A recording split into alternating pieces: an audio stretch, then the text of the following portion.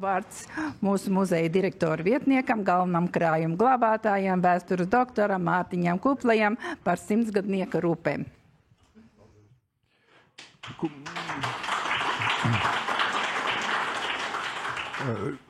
Cienījamie kolēģi, es atļaušos mazliet atkāpties, pieminot to ūdens pumpi. 2 vasaras pagāja, kamēr mūsu puiši iztīrīja to aku un dabūja, ielika jaunus grodus un dabūja, tātad 3. gadā mēs dabūjām, viņi pareizāk sakot, dabūja pieklājīgu ūdeni. Jebkurš šāds pasākums prasa pamatīgu sagatavošanos un arī ieskriešanos. Tieši tas pats, protams, notika ar šiem izrakumu laukumu, kur jau, kā pieminēja Edgars un kolēģi, viņi sagatavoja veiksmīgi. Un tas pats ir arī šeit. Man jāatvainojas tiem cilvēkiem, kurus šeit nav iespējams pieminēt, bet bez kuru līdzdalības nekas nebūtu noticis. Šeit mēs redzēsim tikai to virspusi, to labo padarīto. Kurš jāspiež? Baltais vai zaļais? Tā. Tātad Kurzemes klēts, kas uzstādīja 1932. gadā, un vēl zīmīgi ir tas, ka 32. gadā, kad studentu vienotni līdums viņu atrada, izrunāja no īpašnieka un iegādājās un pārved un uzstādīja, pārējās Kurzemes ēkas nebija atrasts. Tās meklēja vēl vairākus gadus. Tā kā nenotiek tā, kā ļoti veiksmīgi mums ir tagad visas ēkas, mēs viņus sakomplektējam, mēs viņus uzceļam un te mums ir tā gatavā sēta. Tātad šī klēts stāvēja vairākus gadus, kamēr viņai klāt tika piebūvēta Kurzemes sēta, bet šī klēts ir, manuprāt, ievērojama ar to, ka praktiski visas viņas detaļas ir toreiz pārvests un nekas nebija nomainīts. Bet 18. gadsimta celtnēm vispār ir raksturīgi, ka viņas ir tik saprātīgi, es nerunāju par tām, kas ir ar lubu jumtiem, bet jau ar nākošiem, ar sietajiem, ka viņas ir tik saprātīgi uzbūvētas, ka nekad lietas ūdeņi neķer paši pamatkonstrukciju. Šeit arī tas it kā ir, bet te ir sāna vējš. Sevišķi domāju, ka tas ir noticis muzejā šais 50 vairāk gados, ka šis dienvidrietumu vējš ir veicinājis šī pirmā vainaga pūšanu un, lūk, izveidojusies šī milzīgā izpuvusī vidus daļa, kuru mūsu restaurātori ļoti, ļoti veiksmīgi aizpildīja, saglabājot oriģinālo substanci. Manuprāt, tas ir viens no veiksmīgākajiem darbiem pēdējo gadu laikā. Redzēsim, kā tas darbosies. Pirmajā baļķī, tai vainagā, ja pamatnīcā, jūs redzat arī caurumus. Tas ir atmiņas no 50. gadu apstrādes ar ķīmiskajām vielām. Kad tika izurpti šādi caurumi, ir saglabājusies dokumentācija, kas liecina, ka tas darbs ir sākts, ir darīts, bet tā vietā, lai kā tas ir beidzies, nezinu, jo tas viss aptrūkst un neviena no šiem caurumiem toreiz ciet nav aiztaisīta un tā saglabājusies kā tāda liela vēstures liecība šādam procesam. Ja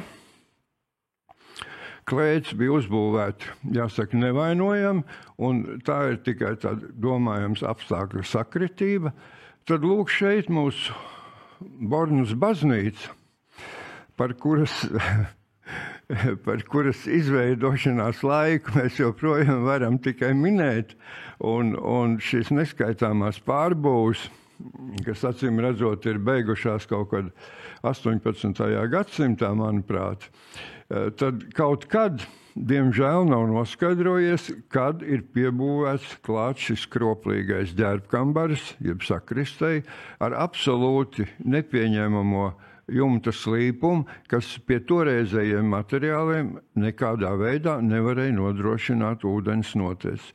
Visus šos gadus, cik atceros, vienmēr ir bijušas problēmas. Ik pa dažiem gadiem tas jumts ir mainīts dažādos veidos, sekts.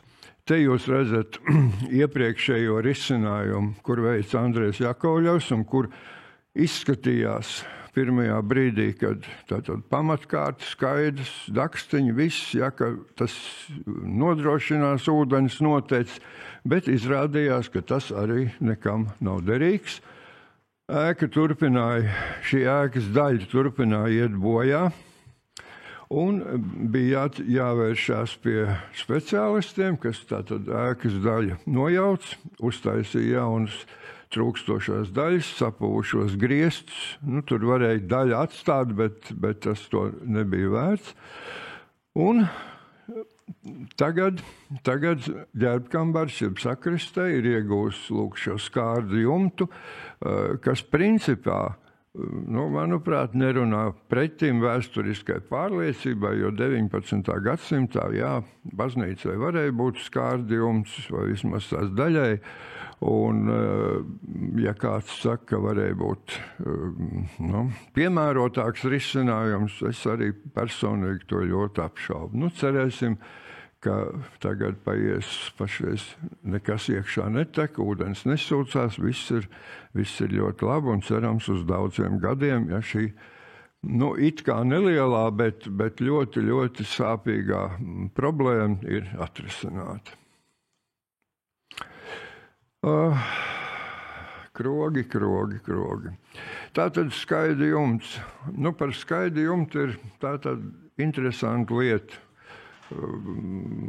Parasti var slēgt derības, vai tas jumts stāvēs 15 gadus, vai 20, vai 25, vairāk grūti pateikt.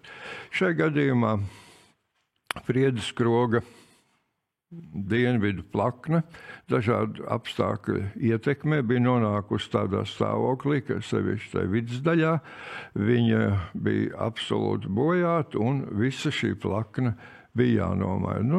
Krogas ir garš, 66 metri, tātad, un te ir vēl viena lieta, par ko es gribu teikt, ka muzeja darbā noslēdzot līgumu ar kādu firmu, mēs zinām, ka bieži vien ne pati tā firma uzņemsies šo darbu veikt, bet nolīgs apakšuzņēmējs. Šajā gadījumā viņi bija nolīguši apakšuzņēmēju, kurš strādāja kvalitatīvi, bet kurš vasaras sezonā varētu vienu klētiņu un šķūnīt apjumt, bet ne jau šo krogu.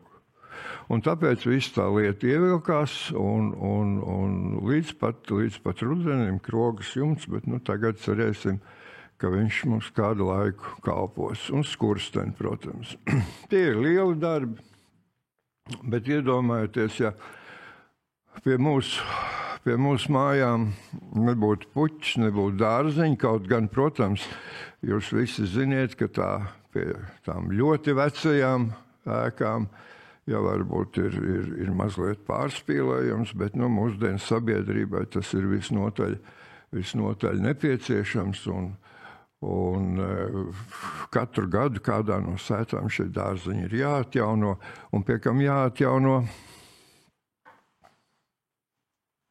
Jāatjauno tā, lai viņi neizskatās pēc eiro remonta, lai viņi nebūtu no absolūti gludiem kokiem, lai viņi nebūtu tā kā pie mūsu dārgā kolēģa sētas stabi no virpotiem stabiņiem un tam līdzīgi.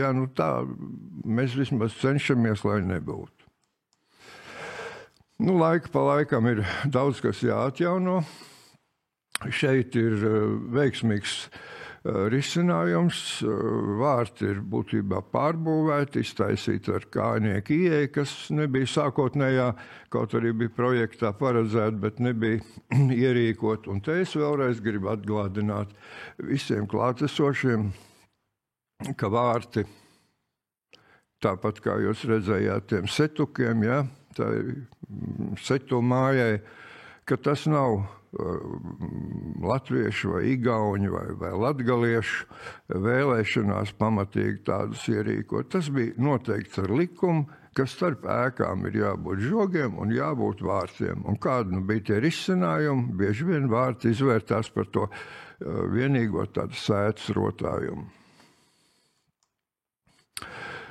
Tad ir tāda interesanta lieta, ka laiku pa laikam mēs konstatējam vai saņemam sūdzības, ka kāds kaut kur ir paklupis, pakritis, paslīdējis un tam līdzīgi un tā joprojām. Brīvdabas muzejs nevar un nedrīkst ierīkot visur pakāpiens, kas atbilst kāpiens atbilst normām un platums un augstums un tam līdzīgi, bet ir jācenšas viņus izveidot tā, lai, protams, cilvēki arī ar vājākām pārvietošanas spējām vai mazāk cilvēciņi varētu droši iet. Zemgales mājā šie pakāpieni, viņi nebija nekādā veidā, viņi bija uzlikti, iegrozīti, protams, un laika gaitā viss tā lieta nodilusi, ārkārtīgi gludi, slīpi, un katrs, kas nāca ārā, gandrīz sūdzējās, ka tūliņ nokritīs.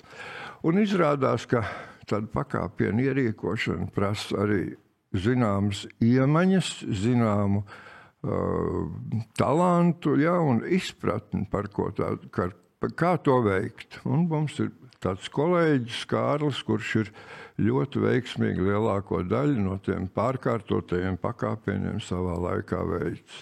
Un ejot tur, jūs nemaz, viņi ļoti dabiski izskatās. Tad ir tādi grāmatās to sauc droši vien par mazajām arhitektūras formām, es tā neuzdrīkstos.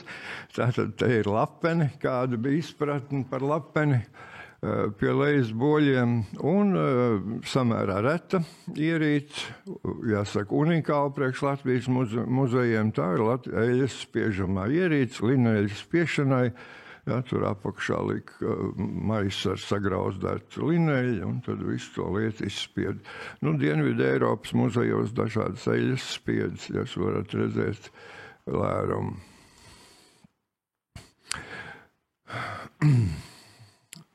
Bišu stropie, bišu koki. Tā ir viena no smagākajām lietām, tādā ekspozīcijas saglabāšanas izpratnē. Jo tas koks stāv ārā, ja tas nav oriģināls, tad, ko jūs mums rādiet, replikas. Šie koki Zemgales sētā pirms 50 vairāk gadiem tika apstrādāti ar toreiz modē esošo epoksīdas sveķu un zāļu skaidru maisījumu. Vai tas bija pareizi, to grūti izvērtēt, bet viņi stāv līdz šai dienai. Vai tā ir dabiskā substance, cik ilgi viņi varēs ārā atrasties, vai viņi būs jāievieto kaut kur, jāglabā vienkārši kā simtgadīgi pieminekļi un viņu vietā jāievieto replikas, to ir grūti pateikt. Bet tik pēc dažiem gadiem tas cepurs viņiem ir jāatjauno, un tas nebūtu nav katram pa spēkam. Un šeit pie mums viesojas meistars Varbūts.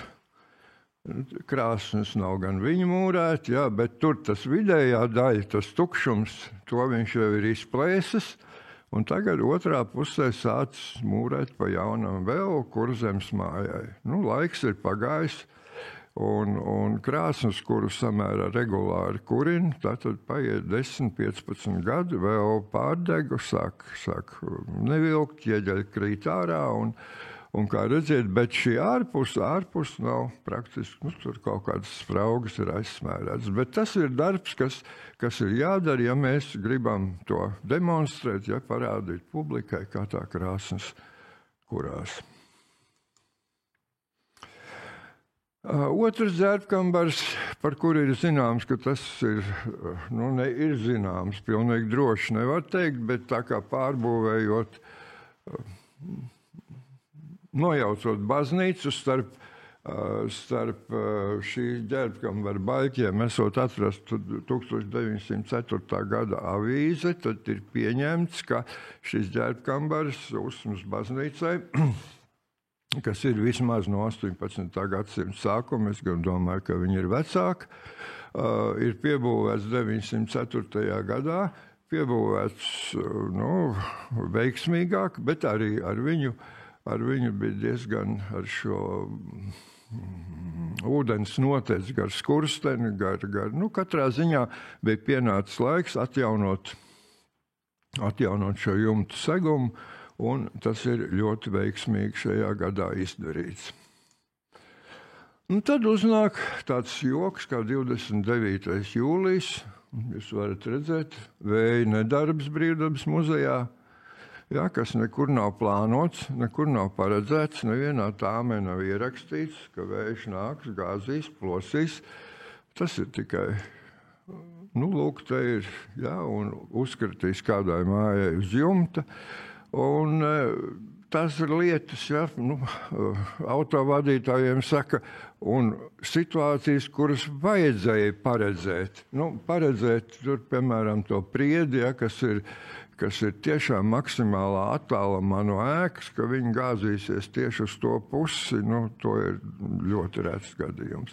Bet katrā ziņā fakts kā tāds. Un te es gribu teikt, ka jūs redzat to slikto rezultātu, bet es nevaru pat nosaukt visus tos cilvēkus, kas neizsaucot nekādus ugunsdzēsējus, ārkārtas dienas vai tam līdzīgi pāris dienās visu to satīrīja. To visu darīja muzeja cilvēki, protams, ka viņiem tas nebija ierēķināts, ka tā tas viss notiksies. Un te mēs esam nonākuši pie viena no interesantākajiem objektiem Brīvdabas muzejā. Tā ir ārloģi dzīvojamā rīja.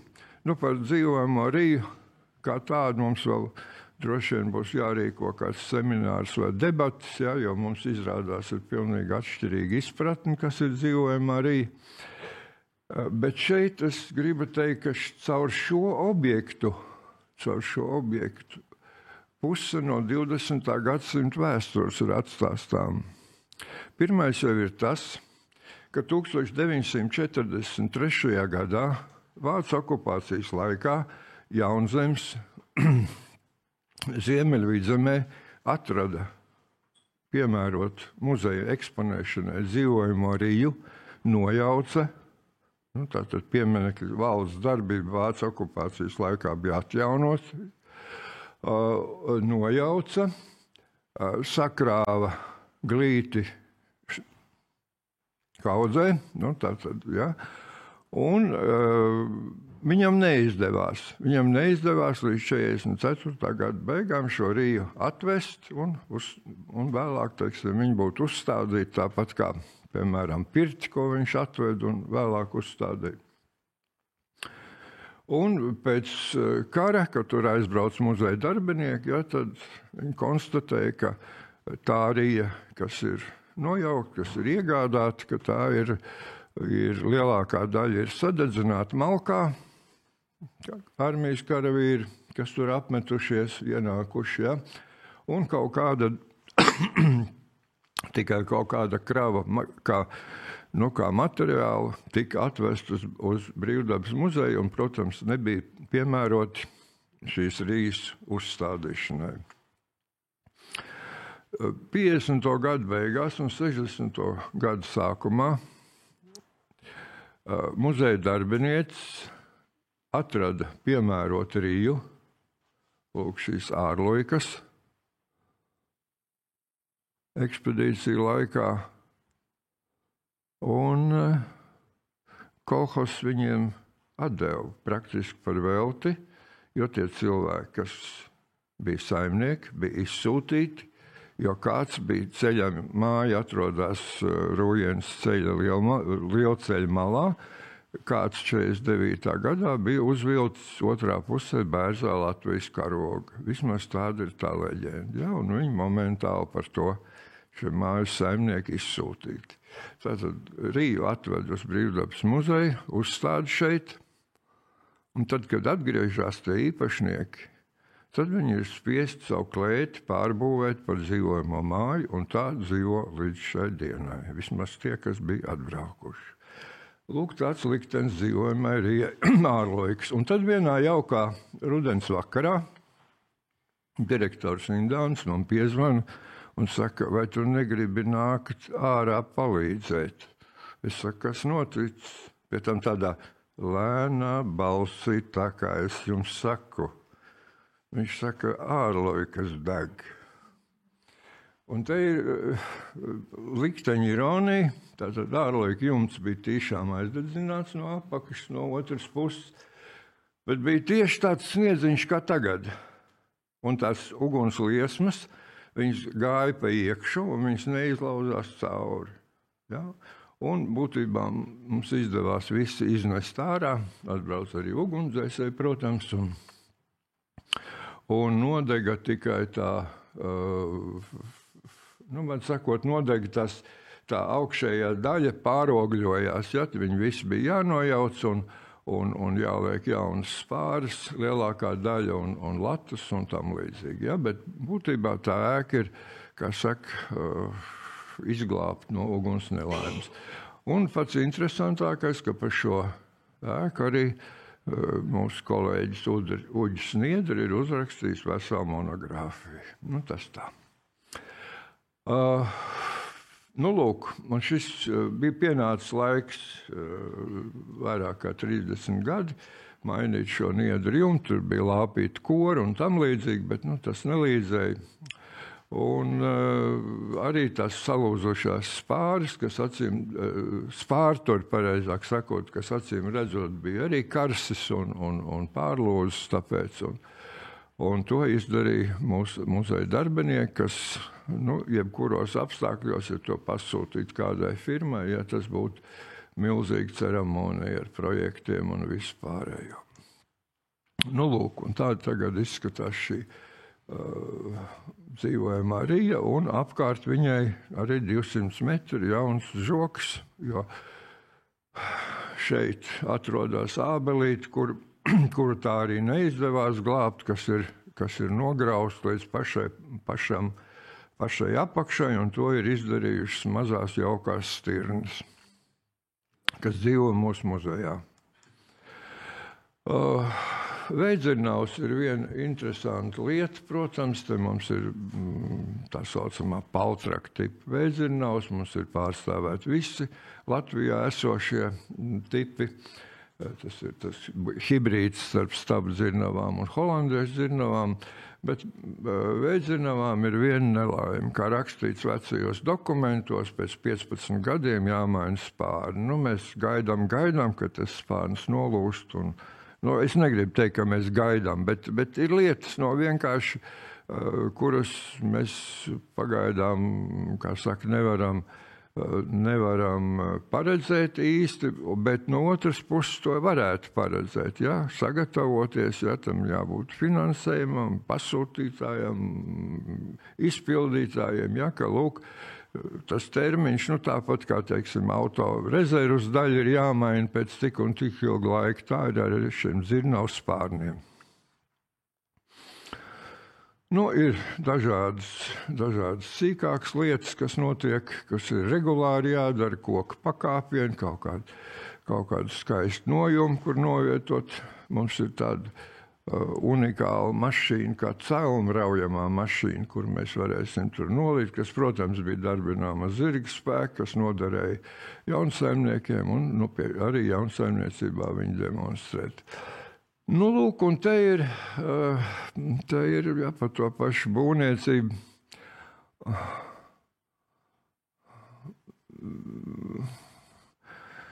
Es neņemos spriest, ja, kāpēc, kas tur ir bijis, slikts sastāvs, steiga vai augsts laiks, bet te jūs redzat, kā no 70. gada ir bojājies veidzirnavu, pakalnu veidzirnavu mūra daļas, šī mūrētā daļa, un kāda viņi ir, kad viņi tiek restaurēti. Šis process ir diezgan dārgs, diezgan lēns, bet es ceru, ka kaut kad izdosies to atrisināt. Bet ir vēl viena lieta, kur neviens nemāk dot padomu, un kur mūsu cilvēki paši domā, kā atrisināt to, ka ūdens, kas tek no galerijas atgāžņiem, netocēt iekšā šai mūrī. Te ir mēģinājums, eksperiments faktiski, uzlikt tādas aproces, gar kurām tas ūdens, kas lēnām sūcās,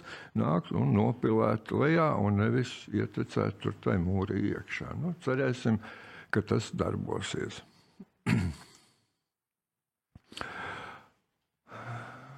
Atkal pie krogus, jā. Tātad kaut kādā tālajos 70. gados bija tāds norādījums, ka krogu jāierīko kafejnīcu tautiskā latviskā stilā. Tam tika izdalīti līdzekļi. Vācu stadulas, jeb kunga stadulas galā izbūvēta virtuve un paredzēts, ka visu to ēku kompleksu apsildīs ar silto gaisu, ka šeit ir bunkurs, pareizāk sakot, liels pagrabs, no tā tur būs ventilātori, un kā to gaisu uzkarsēs īsti nezinu.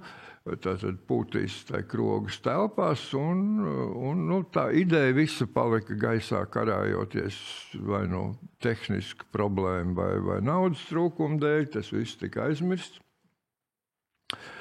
Bet nav sliktāka lieta kā zeme un puķu dobe, arī, starp citu, dažiem labām, tieši pie pašas koku mājas pirmā baļķa. Ja? Laukos dažkārt to sevišķi veci cilvēki to nezinu, kāpēc negrib ievērot, un tad tas tā pirmais baļķis ir pagalām. Nu, arī šeit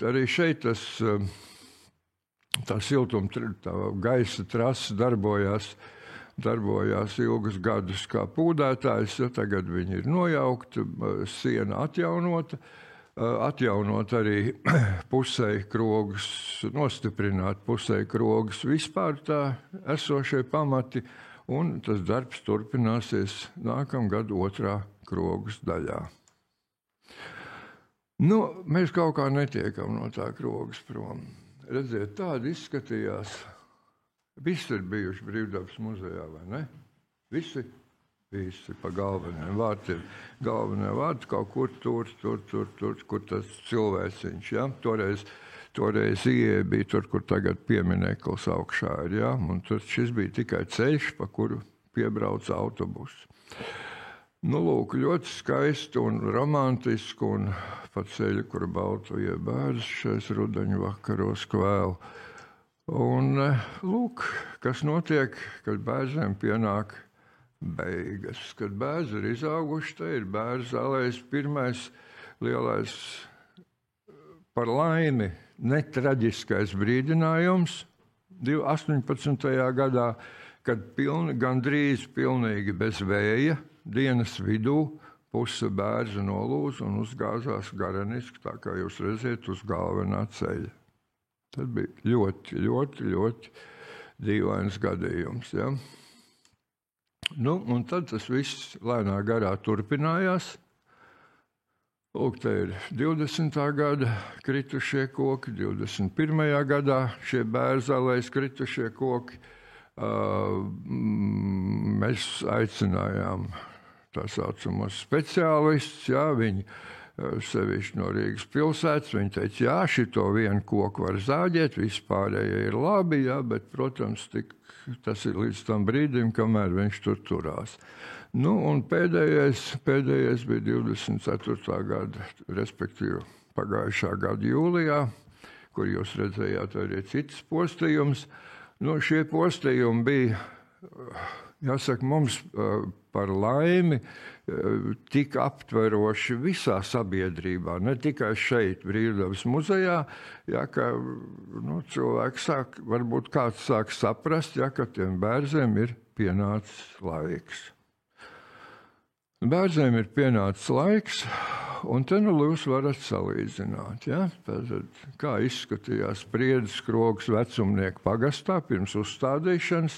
Nu, viņam drusku augstāk pamatu, tur ir nelīdzenāks reliefs, jā, augstāk pamati.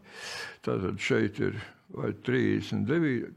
vai 8. gads, es neņemos precīzi pateikt. Krogu uzstādīja 38. tad 39. vai 40. gada. Te jūs redzat, kāda izskatījās šī bērza aleja kā saka, pirms dažiem gadiem, vai pagājušajā gadā vēl, un kāds tagad ir skats uz Priedes krogu no galvenajiem vārtiem. Tātad ir, kā saka, tai vides uzturēšanā viens aplis noiets, kas būtu kā tālāk, tas ir diezgan tāds debatējams jautājums, bet viens ir skaidrs, ka nekādā gadījumā tik mazā attālumā no koka ēkas ar koka jumtu bērzi nedrīkst būt. Ja? Tas ir skaidrs, ja? Jo bērzi lapas krīt uz koka jumta, lai arī šim jumtam ir ļoti pieklājīgs slīpums, ja? Viņas tā kā pielīp, ja, pūdē, un tā izbojātākā vieta bija tieši pret šiem bērziem. Nu, kā jau jūs dzirdējāt, mums ir sētas in situ Vecpiebalgas vēveros. Vecpiebalgas vēveres spārniem bija notikusi tāpat nelaime. Tur gan bija arī bēters un zibeņi un viss pārējais, bet tagad tas viss ir skaisti atjaunots. Šķūniem ielikts jaunas durvis. Tas ir tas šķūns, par kuru kolēģis teica, ja, ka tur arī tātad uz tā tālākā gala ir tā rijas vieta, ja, tā tur ir tā šķūne iekšā, un šie krāsnes fragmenti, tie visi vēl ir saglabājušies un nav pagaidām tālredzīgi, nav izrauti no turienes ārā, bet izmantojams dažādiem pasākumiem. Nu, arī Vecpiebalgu neskāra. Tas ir Vecpiebalgā negāja garām vētras, nogāzt vairāk koki, un vienā gan, kā to vabolu sauc? Marmora skrejvaboli, ja? Marmora rožvabola. Tātad, lūk, šajā kokā bija marmora rožvabolas miteklis, un dabas aizsardzības pārvalde mums norādīja, ka mums ir jāsaglabā tas koks, un tikai tātad viņš ir milzīgi liels, jūs redzēt, ja, kāds koks, un vienu mazu gabaliņu Edgars izmantoja, lai uztaisītu jaunu bišķstropu, un pārējais jūs visi, kas brauksiet ekskursijā, varat aiziet apskatīties, kā dzīvo šīs marmora rožvaboles. Ja. Nu, tāda laika ir pienākuši. Tur mums vēveru atjaunošana un tāda dzīves spējas iedvešana, tas arī ir ļoti garš process, kas iesākās ar blakus tur esošās stallīšu atjaunošanu. Tagad ir atjaunoti bijušās kūts pamati. Cerams, ka šis process mums turpināsies un vismaz tāds priekšstats, ja, par to būs, cik pilnīgi šī apbūve ir bijusi. Nu, un te tātad ir tas pieminētais izrakuma laukums, un acīm redzot, situācija ir tāda, ka manuprāt, ja, citi risinājumi nebūs, kā visu to pārklāt atkal ar zemi, iezīmēt dažas vietas, lai netraucētu braukt ar Edgaram un kolēģiem ar pļaumašīnu, un kaut kādā veidā nostiprināt, tad, kad būs līdz galam izpētīta tā krāsnes, ja, nostiprināt šo krāsni kaut kādā līmenī, lai varētu paskaidrot, lai arī paskaidrot, kā tad īsti tā, vismaz radīt priekšstatu, kā tā ēka ir izskatījusies un kā šī, kas tā ir pa vietu tur tādā, nomalē. Tālūk, ja. Lūk, un te ir tas, tātad 2000, kurā gadā, 8. gadā, ja, tagad uz visām filmām ir datums virsū, tad 8. gadā tiek taisīts pirtsjumts, un principā jau niedru jumtam, ja ir jāstāv 30 gadus ar garantiju, tas ir noteikti, ja, vai pat ilgāk. Es nerunāju par pašu kori, bet jumtam kā tādam. Nu, šai gadījumā tur kaut kāda apstākļa dēļ, vai nu viņš ir bijis pa vāju sasiets, vai vēl kaut kas, vai sliktas niedras, kas arī var būt ātri augušas, ātri izrādās, ka mūsdienu ar lauksaimniecības ķimikālijām, fosforu, minerālu mēslojumiem un kas tur viss, kas veicina augšanu piesārņotajās ūdens tilpnēs augušās niedras ir daudz neizturīgākas nekā tās, kuras ir augušas tīros ūdeņos, ja, kas auga lēnāk. Iespējams, tie apstākļi var būt dažādi, ja, tāpēc tā gluži prognozēt nevar. Bet, redziet, tagad ir tas brīdis, ka nešaubīgi šis jumts ir jāatjauno atkal kā ar niedru segumu. Un te pēdējais, ka mēs tomēr nedzīvojam pilsētā, dzīvojam pie Juglas ezera, un laiku pa laikam tas ezers izkāpj ārā un saka, man arī kaut ko vajag. Paldies par uzmanību. Kādi jautājumi?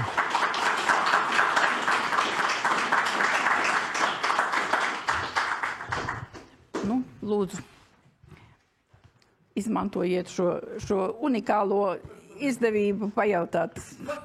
Man nav jautājums, man ir ieteikums un vēlējums, lai Priedes krogs paliek tikpat labi, skaisti, iespaidīgi redzams, kāds viņš ir tagad arī uz priekšu.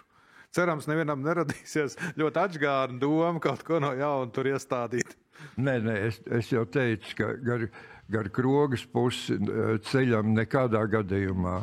Nekādā gadījumā tajā ceļa pusē, kur ir krogas, ja tur vienkārši nav vietas vairs nekādiem apstādījumiem. Ja tur